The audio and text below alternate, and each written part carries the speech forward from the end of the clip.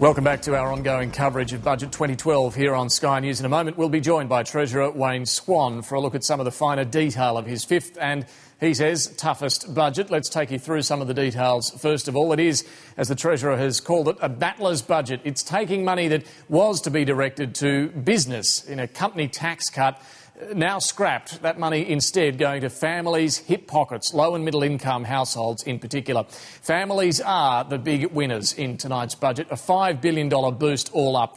$1.8 billion of that, as you can see on your screen there, increasing family payments. Depending on the number of children you have, that could give you an extra $600 a year per child. On top of that, $1.1 billion in a new supplementary allowance. That's going to mean $210 per single, $350 per couple for various welfare recipients, including the unemployed and parents with young children.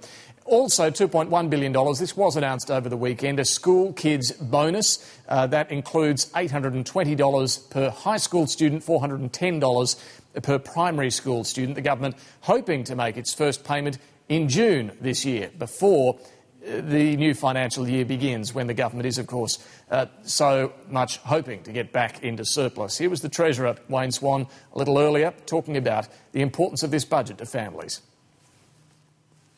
We understand the pressures Australians face, paying for electricity, housing, groceries, petrol, or even a simple family outing. That's why we've gone into bat for working families, by providing help with the cost of raising children through our paid parental leave scheme and our childcare rebate. It's why we've delivered $47 billion in personal income tax cuts, and it's why we are tripling the tax-free threshold to benefit low and middle income earners, so that all taxpayers with incomes up to $80,000 will get a further modest tax cut this year. As part of a package called Benefits of the Boom, it's not just families, there is something for business. A new measure announced tonight for small business in particular by the Treasurer, a loss carryback scheme which will allow small business to claim losses of up to $1 million against previous year's profits. But that's where the good news ends for business. The 1% company tax cut that was promised as part of the mining tax package is now scrapped. The government had struggled to win over support in Parliament for this. Tony Abbott, of course, had opposed it because it was part of the mining tax package. The Greens had also been opposed to offering a 1% company tax cut for big business. They were prepared to back a tax cut for smaller business, but certainly not big business. The final measure, a couple of other measures in terms of saves from the Treasurer tonight. They include tightening the rules around executive golden handshake payments and the living away from home allowance. The Treasurer, Wayne Swan, spoke earlier tonight about the legislative roadblock he faced on the company tax cut. The government has always been committed to sharing fairly the benefits of the resources boom, and every step of the way we've been opposed by the coalition. For example, our company tax cut has been rejected in full by the Liberals and the Nationals, and in part by the Greens. And we will not allow this parliamentary gridlock to deny Australians the benefits they deserve. So in this budget, the funds for company tax cuts have been redirected to families, Mr Speaker, in a way that helps the economy, including small business. Treasurer Wayne Swan in Parliament a little earlier this evening, and I'm pleased to say the Treasurer joins me now. Wayne Swan, thanks for your time. Good to be here, David. The government has been struggling in recent years to remain a grip on the Labor heartland. Is this budget going to help you win back some of those traditional Labor supporters? Well, certainly I don't apologise for the measures that spread the benefits of the mining boom as widely as we can among low and middle income earners, but that's something that the Labor Party's believed in for a long period of time, and it's something that we've been doing in our previous years in government. But here, in this budget, we had the opportunity to spread the proceeds of the mining resource rent tax out around the community in a different way than had been originally proposed.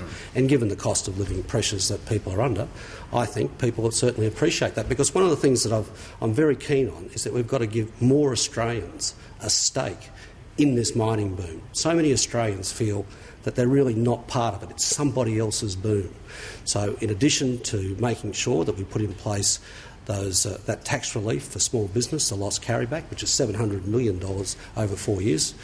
In addition to that, making sure that we can give a bit extra to families from the 1st of July 2013. But it is different, as you said, to the original proposal on the mining tax. Now, 2 years ago, in your budget speech, you said that the company tax cut that you were planning to introduce would boost our competitiveness, expand investment and job opportunities.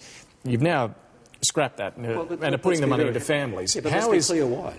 I mean, the fact is that Menzies, the so-called party of business, and particularly small business, they have decided that they're going to oppose it, and they've been vociferous in their opposition. But you could have got the tax cut through for small business with the help of the Greens. We have got a very substantial tax cut in there for small business. Loss carryback has gone in. You see, we've had. It's not a tax cut, though. Well, it's tax relief. It's very important for them. I think the business community as a whole would see loss carryback as being much more effective than the cut that we had in place for those small incorporated businesses. But why couldn't you prevail upon your friends, the Greens and the Independents, to back the rest of the company tax cut? The Greens always said they opposed it. We assumed that we would actually get support from the Liberal Party, the party of Menzies, for a company tax cut. Extraordinarily, however, they have a policy not to cut company taxation but to increase it. So they weren't going to support it. But the Greens are certainly not going to support it. So we've taken the opportunity to spread the benefits of the boom more widely. But how is that? How is spreading it more widely, giving it to families, going to do those things that you outlined, boost competitiveness, expand investment and job opportunities? Well, the fact is it'll be very good for the economy and it'll be very good for a lot of low and middle income families. But the fact is... But is it going to boost productivity? But can I make the point? We have not given up, certainly on a business tax agenda, and certainly we have a huge productivity agenda, when it comes to skills, to education, to infrastructure, to regulatory reform. I mean, we're working in all of those areas. But couldn't you have done something more for business tonight? I mean, they're going to, well, many of them are going to be hit with the carbon tax soon. A lot of them are under pressure from the dollar. They're now not going to get a company tax cut. There are job cuts going on left, right and centre when you read the papers every day. Couldn't you have done more for them tonight? Well, we wanted to do more, and the Liberal Party said no. They weren't going to support it. I mean, this is the party which is now saying no to the MRRT, the Mineral Resource Rent Tax, so they can give a tax cut to the likes of Clive Palmer and Gina Rinehart. I mean, that's what it's got to. They weren't going to support a company tax cut. The Greens certainly weren't going to support a company tax cut. So we've taken the responsible decision to spread the benefits of the boom more widely across our community to low and middle income earners. And is there a danger that that $5 billion all up that will go to families is going to do the opposite of what you said this budget would do, and that is provide more room for the Reserve Bank to cut interest rates? No, I don't think that's a danger at all. The fact is that we've got contained inflation, we've got growth returning to trend, we've got solid consumption. I think we've actually got those figures in a pretty good space, but we do have a patchwork economy, and parts of the country the economy is soft. So the measures for small business, the instant asset write-off, which can go to up to 2.7 million small businesses that are into fast lane, is quite important, and you haven't mentioned that. Because that is a measure which comes out of the mining tax and is funded by it. That starts on the 1st of July. We've now got the loss carryback coming in as well. So that's a pretty big small business package. But we're keen to sit down with the business community and discuss the company rate and how we can go about reform in that area. But, you know, it takes support on the floor of the parliament, and it's not there. You said in your speech tonight that Australia can be proud of having one of the lowest unemployment rates, strongest economic growth rates in the world. We are, you said, quote, a beacon of resilience, stability and success. If we're such a beacon, why then can't we afford to meet the promise we've made on foreign aid? Well, because we're already substantially increasing foreign aid. I've just brought down a budget and where savings have been the order of $34 billion. Every area of the budget has been touched. Foreign aid is still increasing. We'll just take 1 year longer to get to our target.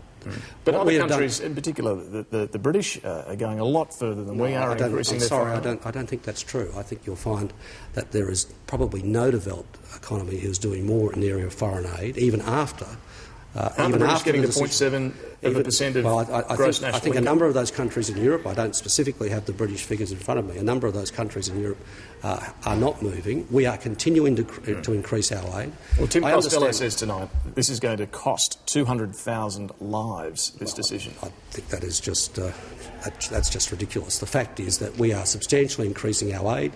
After the decisions we've taken tonight, aid will continue to increase, and as I understand it, we'll get to 6th in the world by 2015-16 after the decision we've taken tonight.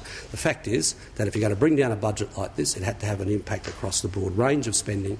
I think we've been very responsible in what we've done with foreign aid, as we've been across the board, but there's no way that we could leave one particular area out, particularly the area in the budget which had been increasing the fastest. More than 4,000 jobs are going to go in the public service in just 1 year.